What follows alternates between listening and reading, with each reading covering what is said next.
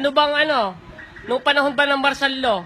Ano mas maganda pa nung panahon ng martial law o nung wala ng martial law? Maganda pa ng Marcos noon. Nakontrol lang ang mga pamimili noon, pamilyan. Ayan, yung mga nagtrabaho na yan sa ibang bansa, si Marcos yan. Yan ang simula, yung makipag-ugnayan ni Marcos sa mga trabaho. Paano yung sinasabi nung martial law daw, marami daw patayan? Anay, noong Marcelo, alam mo yun si Aquino na yan, ari ng MP yan. Sumuko lamang yan. Sumuko yan at may sakit na. Kaya sumuko yan. Ganang kalaban ng gobyerno yan. O kaya nga, bakit nagkaroon ng martial law? Dahil kanino? Paano nga?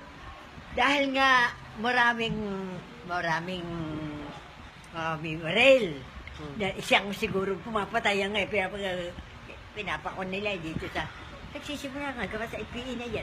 Yan na po. Masaya ka nung martial law? Kami tahimik na mamamayan, nandito, tahimik, masaya kami, wala kami kinatatakutan na huliin kami, kami. Bakit? Hindi naman kami nagsasalita kontra sa gobyerno. Kasi tuwang-tuwa nga kami na nag-martial law. Oo, tahimik ang bayan.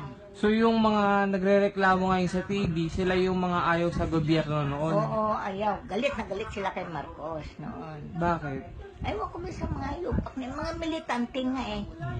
Kahit noon pa may, ayan, mga Aquino, kalaban ng mga Marcos yan noon pa.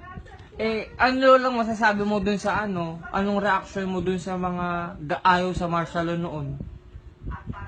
Ayaw siya Mga pinatay daw, ganyan. Oo, siyempre, pinatay sila, mga rebelde sila eh. Tsaka mga kriminal, mga may record naman na rin yung mga pinatay, hindi naman basta pinapatay. Basta may record na, limbawa, nahuli na nakaalpas ulit, na gumawa ulit na kanya, hindi na wala ng patawad, binabaril na yun, pinapatay na yun. Well, I'm going to answer your question, my dear viewer. That martial law, that was before magulo ang Maynila, hindi lang probinsya. Even though in our province, ang mga hukbalahap ng gugulo. So, and then, all the activists, they keep on rally, etc. They try to say anything about the Ferdinand E. Marcos. Kung ikaw kaya viewers, ang ikaw, if you were in the shoes of Ferdinand E. Marcos, ako ang aktivista. Araw-araw ako nag-strike. Ginugulo ko ang kalsada at kung ano-anong pinagsasabi ko sa iyo. What will be your move? Anong imumove mo sa chessboard mo, mahal kong viewers?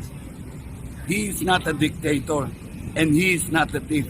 Kung alam mo lang kung nasaan, you have to fight.